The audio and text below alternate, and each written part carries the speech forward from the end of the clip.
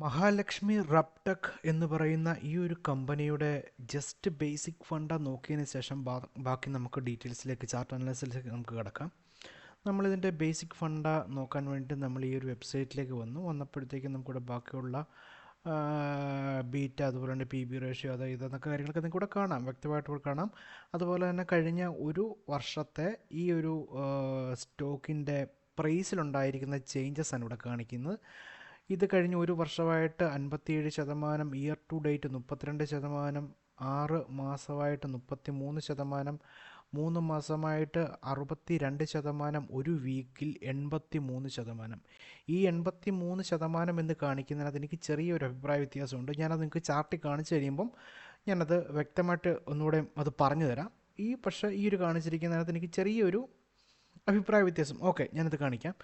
പിന്നെ technical analysis പ്രകാരം trend പ്രകാരം ഇത് കാണിക്കുന്നത് ലോങ് ടൈമിലേക്ക് ബുള്ളിഷാണ്, ഷോർട്ട് ടൈമിലേക്കും ബുള്ളിഷാണ്. അതുപോലെ തന്നെ സ്ട്രെങ്ത് വീക്ക്നെസ് അനാലിസിസ് പ്രകാരം നിങ്ങൾക്കിവിടെ കാണാം എത്രമാത്രം സ്ട്രോങ് ആയിട്ടുള്ള പോയിന്റുകളാണ് ഇതിനകത്ത് കിട്ടിയിരിക്കുന്നത്. സോ അതുകൊണ്ട് തന്നെ ഓവറോൾ ഇതിൻ്റെ ഒരു ബേസിക് ഫണ്ട എന്ന് പറയുന്നത് നല്ല രീതിയിലുള്ള ഒരു ഇമ്പ്രഷനാണ് എനിക്ക് തരുന്നത്. സോ അതുകൊണ്ട് തന്നെ എനിക്ക് എൻ്റെ വാച്ച് ലിസ്റ്റിലേക്ക് ആഡ് ചെയ്തിട്ട് നോക്കാം, അല്ലെങ്കിൽ വാച്ച് ചെയ്യാൻ വേണ്ടിയിട്ടുള്ള ആ ഒരു കോൺഫിഡൻസ് എനിക്ക് കിട്ടും.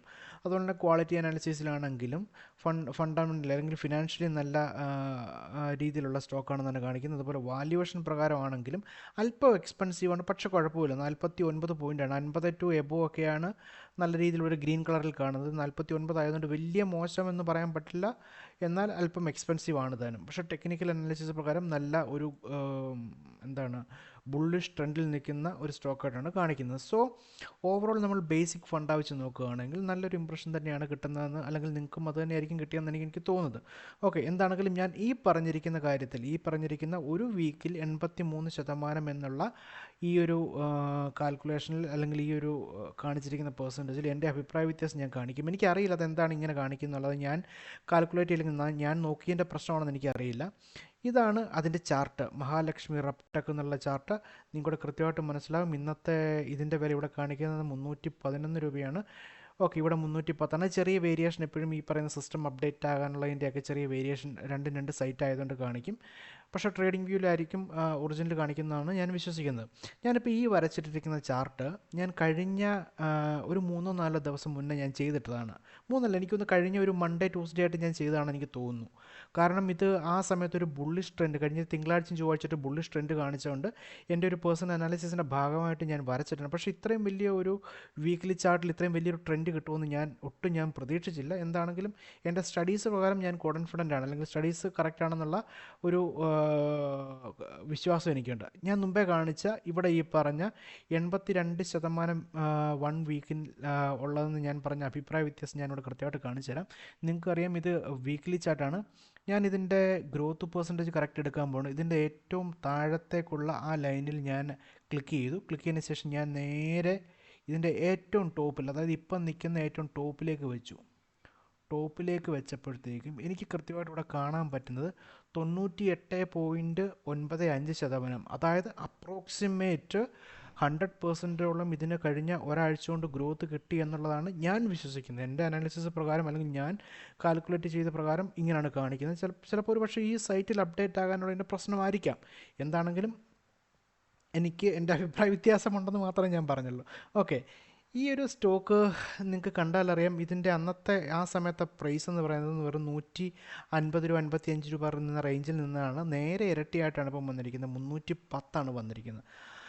അപ്പോൾ തന്നെ നിങ്ങൾക്ക് മനസ്സിലാക്കാം അപ്രോക്സിമേറ്റ് 100% ആണെന്നുള്ള ഒരു ഇൻഡിക്കേഷൻ അവിടെ തന്നെ ആയിക്കഴിഞ്ഞു. ഈ സ്റ്റോക്ക് ഒരു സ്മാൾ ക്യാപിറ്റലാണ്, അപ്പോൾ അതുകൊണ്ട് തന്നെ നല്ല ശ്രദ്ധ വേണ്ട ഒരു സ്റ്റോക്കാണ്. അതുപോലെ തന്നെ ഇത് ചാർട്ട് വന്നിരിക്കുന്ന പാറ്റേൺ നിങ്ങൾക്ക് നോക്കിക്കഴിഞ്ഞാൽ കൃത്യമായിട്ട് മനസ്സിലാകും.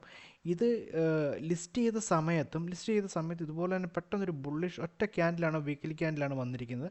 ആ ക്യാൻഡിൽ വന്നപ്പോഴും ഏകദേശം ഇതേ രീതിയിലുള്ള ട്രെൻഡാണ് നമുക്ക് കാണിച്ചത്. ഇതിൻ്റെ ചുവട്ടിൽ വെച്ചിട്ട് ഞാൻ അതേപോലെ തന്നെ നോക്കാൻ നേരത്ത് അന്ന് ആ വീക്കിലെ ക്ലോസിംഗ് എന്ന് പറഞ്ഞാൽ ഏകദേശം 90%, ഏകദേശം 90 എബോ എന്നൊക്കെ പറഞ്ഞു കഴിഞ്ഞാൽ ഏറ്റവും എന്താണ് പറയുന്നത്, നമുക്കൊരു ലോട്ടറി അടിച്ചതിന് തുല്യമായിട്ടാണ് എനിക്ക് തോന്നുന്നത്. ഒറ്റ വീക്കിൽ ഇത്രയും വലിയൊരു ഗ്രോത്ത് കിട്ടുകയെന്നൊക്കെ പറഞ്ഞു കഴിഞ്ഞാൽ. സോ അതേ ഒരു ട്രെൻഡ് തന്നെയാണ് നമുക്കിവിടെ നിലവിൽ കാണിച്ചിരിക്കുന്നത്. അതുകൊണ്ട് തന്നെ ഈ സ്റ്റോക്ക് ആദ്യത്തെ സമയത്ത് ഉണ്ടാക്കിയിരിക്കുന്ന പോലെ ആ ബുള്ളിഷ് ക്യാൻഡിലിന് ശേഷം ചെറിയൊരു കൺസോൾട്ടേഷൻ പോലെ ഒരു റേഞ്ച് കിടന്ന് കളിച്ചു. അതിനുശേഷം വീണ്ടും മുകളിലേക്ക് കയറി ഒരു ചെറിയ റെസിസ്റ്റൻസ് ചെന്ന് അടിച്ചു. അവിടെ ചെറിയൊരു റേഞ്ച് ഉണ്ടാക്കി. അതിനുശേഷം വീണ്ടും തിരിച്ചു വന്നു. അതേ റേഞ്ചിൽ തന്നെ വന്നിട്ടാണ് വീണ്ടും ഇവിടെ ഒരു ഹൈ എടുത്തിരിക്കുന്നത്.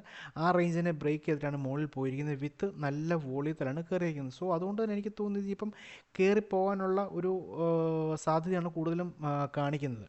ഞാൻ നേരത്തെ അത് അനലൈസ് ചെയ്ത സമയത്ത് ഞാൻ ഒരു 16% മാത്രമേ എക്സ്പെക്റ്റ് ചെയ്തിട്ടുണ്ടായിരുന്നുള്ളൂ.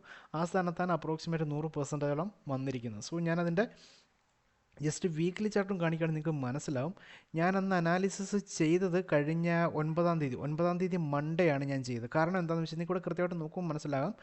ഈ ഒരു ക്യാൻഡിൽ കൃത്യം ആ ഒരു റേഞ്ചിൽ, അതായത് ഇവിടെ നോക്കിയാൽ മനസ്സിലാവും, ഈ ഒരു റേഞ്ചിനെ പ്രൈസ് നല്ലപോലെ റെസ്പെക്റ്റ് ചെയ്യുന്നുണ്ട്. അപ്പം ഈ ഒരു റേഞ്ചിനെ ബേസ് ചെയ്തിട്ടാണ് ഞാൻ ശരിക്കും ഇങ്ങനെ ഒരു സോൺ അവിടെ ഞാൻ വരച്ചിട്ട് ആ സോണിന് ബ്രേക്ക് ചെയ്തിട്ടാണ് നേരെ മുകളിൽ കയറി പോയിരിക്കുന്നത്. കൃത്യമായിട്ട് കാണാം. ബുള്ളിഷ് എന്ന് പറഞ്ഞാൽ നല്ല ഉഗ്രൻ ക്യാൻഡിലാണ്, നല്ല മൊമെൻറ്റം ക്യാൻഡിലാണ്. പ്രൈസിലും അതുപോലെ തന്നെ വോളിയത്തിലും നല്ല മൊമെൻറ്റം ക്യാൻഡിലാണ് കയറി പോയിരിക്കുന്നത്. ഞാനെന്തായാലും ഈ ഒരു സ്റ്റോക്കിനെ സംബന്ധിച്ച് ബാക്കിലുള്ള എന്തുകൊണ്ടാണ് ഇത്രയും നല്ലൊരു ബുള്ളിഷ്നെസ് വരാനുള്ള കാരണം എന്താണെന്ന് ഞാൻ തിരക്കിയിട്ടില്ല, എനിക്കറിയില്ല. ഞാൻ വേറെ ന്യൂസുള്ള കാര്യങ്ങളൊന്നും ഞാൻ ചെക്ക് ചെയ്തിട്ടില്ല. കാരണം കഴിഞ്ഞ ആഴ്ച ഞാൻ ചെയ്ത അനാലിസിസിൻ്റെ ജസ്റ്റ് ഒന്ന് ഒരു